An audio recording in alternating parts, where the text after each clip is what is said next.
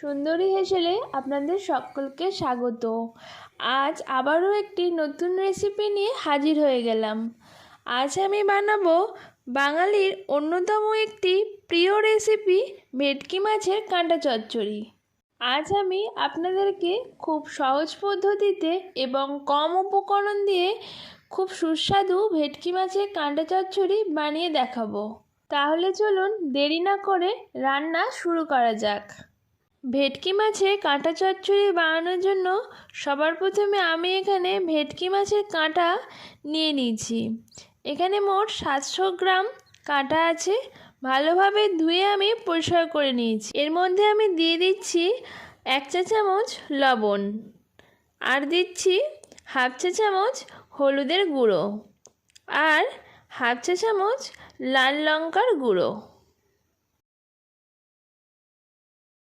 সবকটা মশলা দেবার পর আমি মাছের কাঁটাগুলোকে নুন, হলুদ আর লঙ্কা গুঁড়োর সাথে খুব ভালোভাবে মাখিয়ে নিচ্ছি।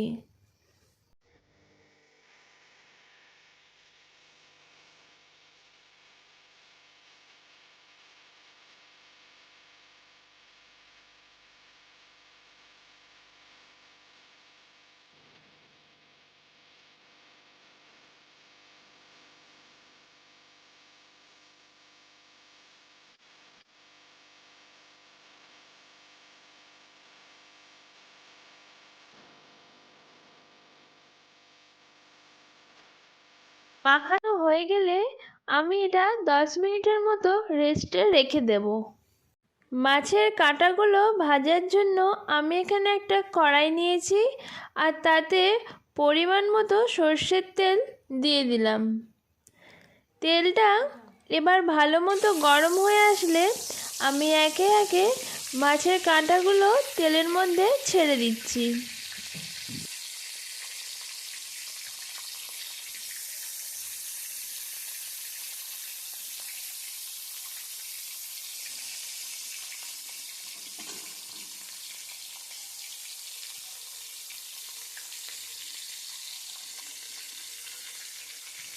মাছের কাঁটাগুলোকে খুব ভালোভাবে ভেজে নিতে হবে।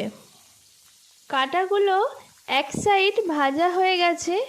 আমি এবার সবকটা কাঁটাকে উল্টো সাইডে উল্টে দিচ্ছি।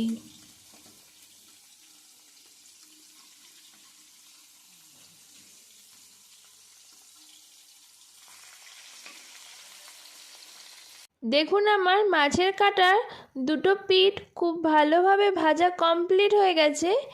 এরপর আমি কড়া থেকে নামিয়ে একটা প্লেটে সবকটা মাছের কাঁটাকে রেখে দিচ্ছি।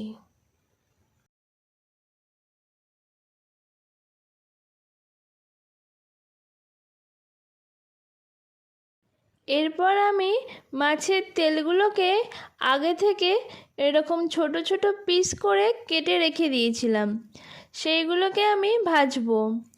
মাছের কাঁটা ভাজার তেলেই আমি এই মাছের তেলগুলোকে দিয়ে দিলাম। দিয়ে একটু খুন্তি দিয়ে ভালোভাবে আমি নাড়াচাড়া করে দিচ্ছি।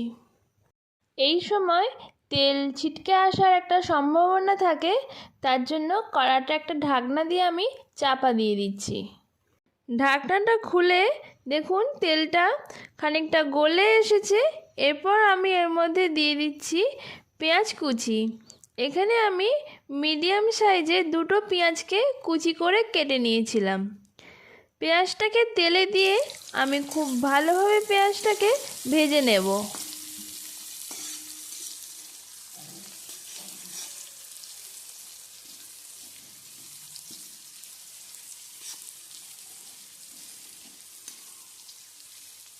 পেঁয়াজটাকে খুব বেশি লাল করে ভাজবো না। একটু নরম হয়ে আসলে আমি এর মধ্যে দিয়ে দিচ্ছি 1 টেবিল চামচ আদা আর রসুন বাটা, আর দিচ্ছি 1/2 চা চামচ কাঁচা লঙ্কা বাটা। ঝালটা আপনারা আপনাদের পরিমাণ অনুযায়ী দেবেন। এরপর আমি সবকটা উপকরণকে তেলের মধ্যে খুব ভালোভাবে নাড়াচাড়া করে ভেজে নিচ্ছি। খুব ভালোভাবে এই সময় ভাজতে হবে, যাতে করে আদা রসুনের যে একটা কাঁচা গন্ধ আছে সেটা পুরোপুরি চলে যায়। এরপর এর মধ্যে দিয়ে দিচ্ছি আমি স্বাদ মতো লবণ। এখানে আমি হাফ চা চামচ লবণ দিয়েছি, আর দিচ্ছি হাফ চা চামচ হলুদের গুঁড়ো। এবার আবারও সব কিছুকে আমি একসাথে ভালোভাবে নাড়াচাড়া করে মিশিয়ে নিচ্ছি। খুব ভালোভাবে আমি মিশিয়ে নিচ্ছি সব কিছুকে।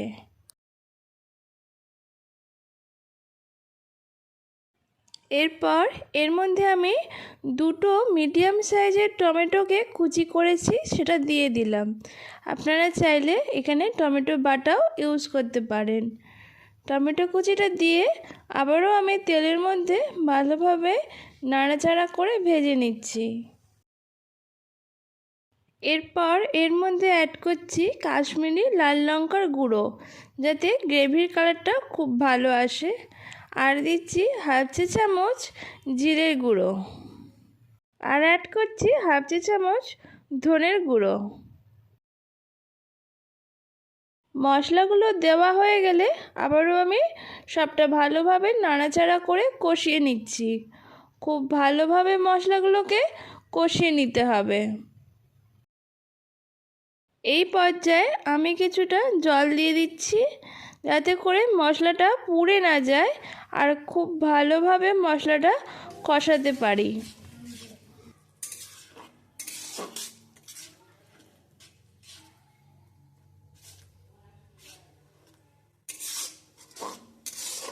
দেখুন গ্রেভিটা ফুটে এসেছে আর খুব সুন্দর মশলা থেকে তেলও ছেড়ে দিয়েছে।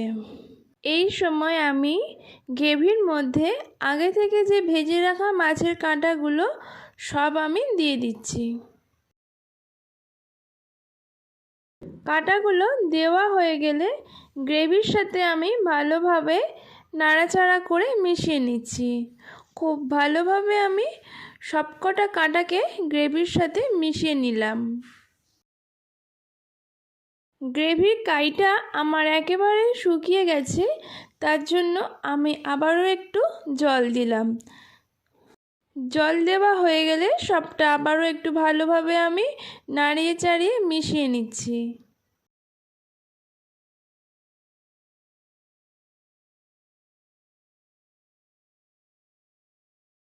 এরপর সময় নিয়ে আমি গ্রেভিটাকে ফুটতে দিয়েছি।